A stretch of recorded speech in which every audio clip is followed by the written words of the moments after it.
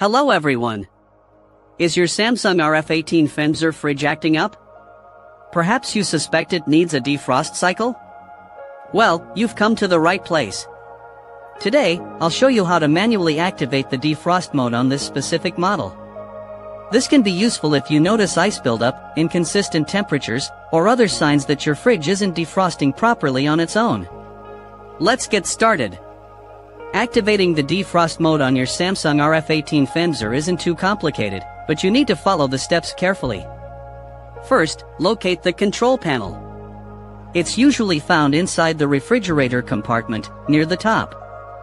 Next, you need to enter the service mode. This is done by pressing a specific combination of buttons. The correct combination for this model is usually the freezer and power freeze buttons, pressed simultaneously for about 8 to 10 seconds. Keep an eye on the display panel. You should see the display change or flicker, indicating that you've entered service mode. If you don't see any change, try again, making sure you're pressing both buttons at the same time and holding them firmly. Once you're in service mode, you'll likely see a series of codes or options. Use the freezer or fridge buttons to navigate through the options. Look for a code or function related to forced defrost or defrost cycle. The exact wording may vary slightly. After you find the defrost option, select it. This is usually done by pressing the OK or power freeze button. The fridge will then start the defrost cycle.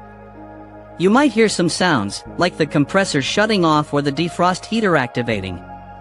This is normal. The defrost cycle can take anywhere from 20 minutes to an hour to complete. It depends on how much ice has accumulated. Avoid opening the fridge during this time. This will interrupt the process and could prolong the defrost cycle. Once the defrost cycle is complete, the fridge will automatically return to its normal operation. You should see the display return to its usual settings. Monitor your refrigerator over the next few days to ensure it's functioning correctly. If the issue persists, you might have a more serious problem and should contact a qualified appliance repair technician.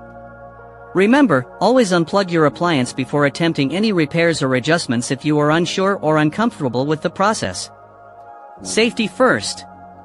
I hope this tutorial was helpful. Thanks for watching. If you found this video useful, please consider liking it and subscribing to my channel for more appliance tips and tricks. Your support helps me create more content like this. Feel free to leave any questions or comments below. I'll do my best to answer them. See you in the next video.